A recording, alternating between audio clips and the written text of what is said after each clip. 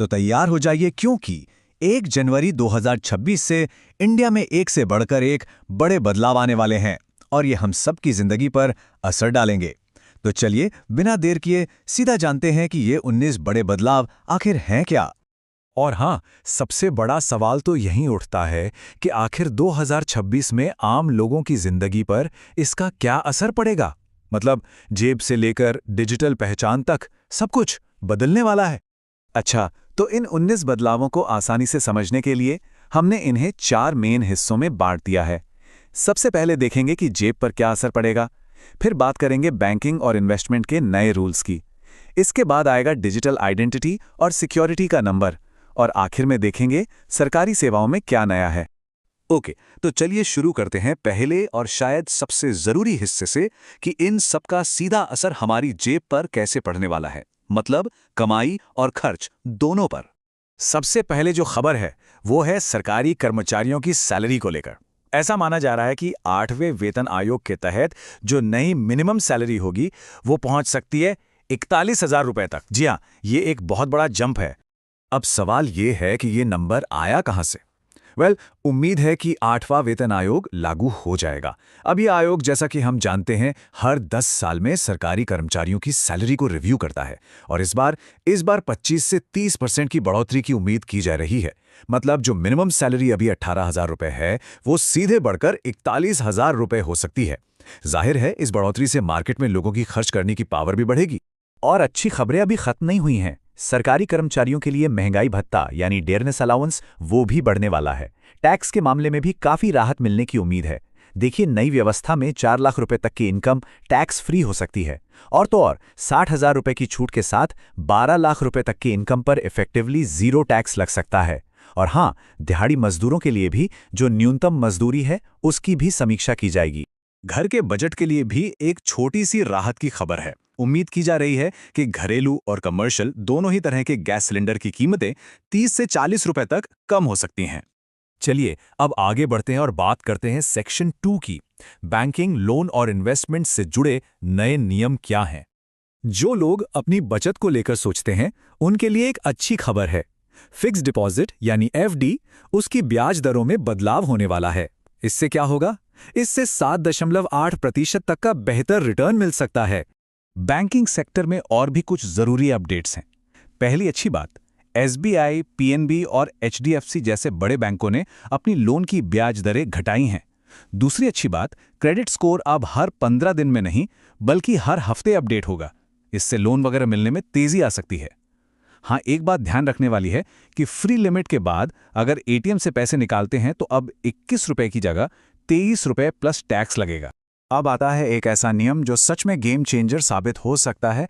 ये जुड़ा है ईपीएफ यानी एम्प्लॉय प्रोविडेंट फंड से। अब किसी भी इमरजेंसी की हालत में कर्मचारी अपने ईपीएफ का 75% हिस्सा बिना किसी कागज पत्तर के सीधे एटीएम या यूपीआई से तुरंत निकाल पाएंगे। ये बहुत बड़ी सुविधा है। चलिए अब बात करते हैं एक बहुत ही जरूरी टॉपिक की, डिजिटल पहचान और ऑनलाइन सिक्योरिटी से जुड़े अपडेट्स की। यहाँ एक बहुत बहुत ही जरूरी डेडलाइन है जिसे बिल्कुल भी नजरअंदाज नहीं किया जा सकता। जिन लोगों का भी पैन कार्ड अभी तक आधार से लिंक नहीं है, उनका पैन कार्ड 1 जनवरी 2026 से इनएक्टिव हो जाएगा। ये एक बहुत सीरियस वार्निंग है। और पैन इनएक्टिव होने का मतलब क्या है?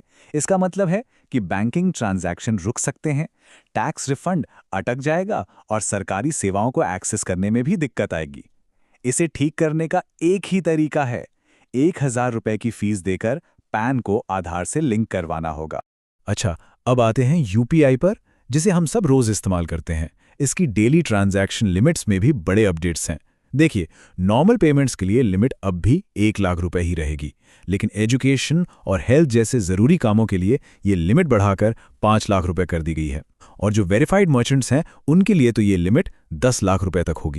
ऑनलाइन सिक्योरिटी को और भी टाइट करने के लिए कुछ नए नियम आ रहे हैं, जैसे सिम वेरिफिकेशन की प्रोसेस अब और भी सख्त होगी। इसके अलावा डिजिटल फ्रॉड से बचाने के लिए जो ऐप्स हम वेब पर यूज करते हैं, जैसे व्हाट्सएप वेब, उनसे हर 6 घंटे में ऑटो लॉग आउट हो जाएगा। ओके, तो अब हम आ गए हैं अपने आखिरी सेक्शन पर। चलिए देखते हैं कि सरकारी सेवाओं और योजनाओं में क्या कुछ बदल रहा है।